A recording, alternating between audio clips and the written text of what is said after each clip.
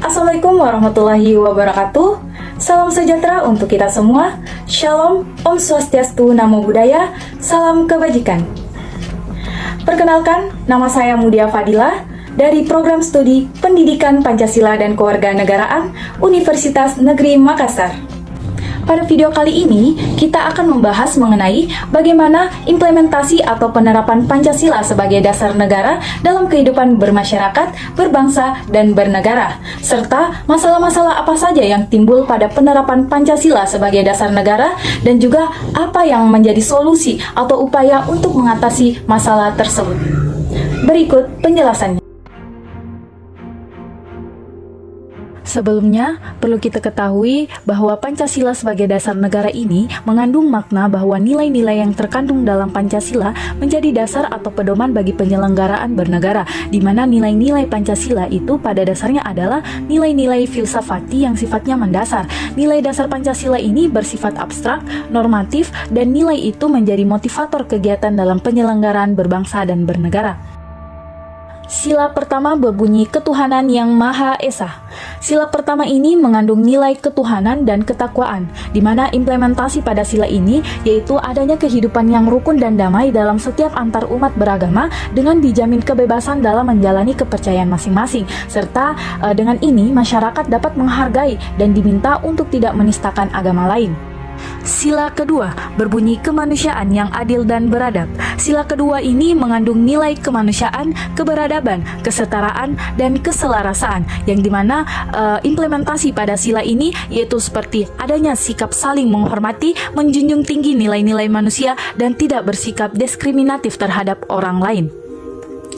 Sila ketiga berbunyi Persatuan Indonesia. Sila ketiga ini mengandung nilai persatuan dan kesatuan. Adapun penerapannya yaitu adanya sikap rela berkorban demi tanah air, adanya rasa cinta tanah air dan bangsa, mendahulukan kepentingan bangsa dan negara, serta memelihara ketertiban dunia yang mendasar kepada kemerdekaan, perdamaian abadi, dan keadilan dengan tidak melakukan aksi-aksi atau tindakan yang dapat memecah belah negara kita. Sila keempat berbunyi kerakyatan yang dipimpin oleh hikmat kebijaksanaan dalam permusyawaratan perwakilan. Sila keempat ini mengandung nilai kerakyatan, kebijaksanaan, dan juga mufakat.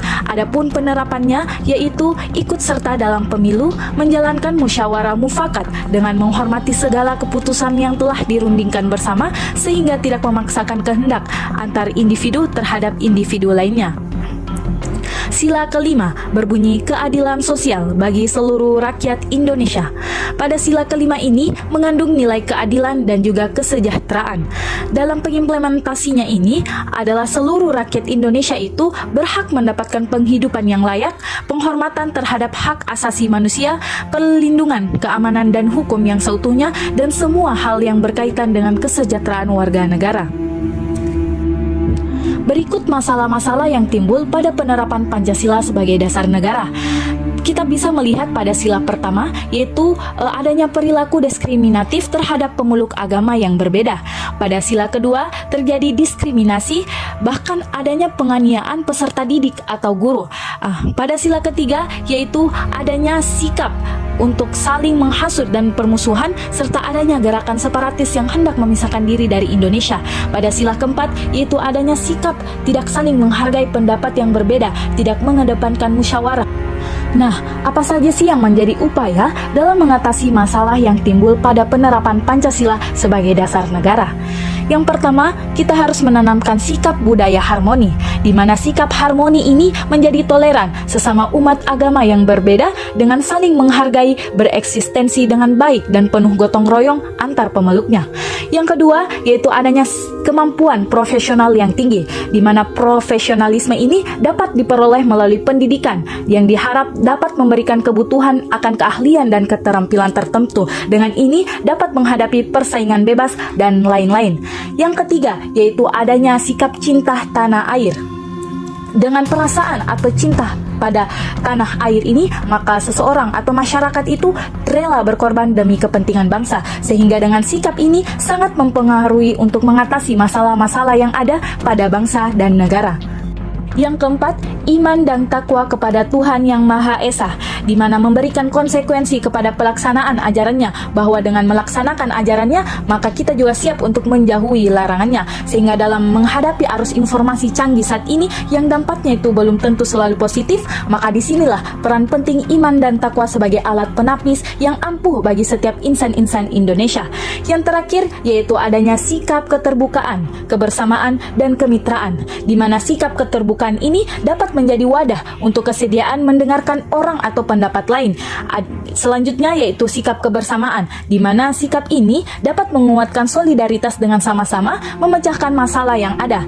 Yang terakhir yaitu sikap kemitraan. Sikap kemitraan ini memandang orang itu sebagai sahabat. Jadi di mana ketika adanya perbedaan pendapat, maka sama-sama akan membahas perbedaan pendapat tersebut, dan perbedaan pendapat itu akan dijadikan sebagai sarana untuk memperluas wawasan antar sesama.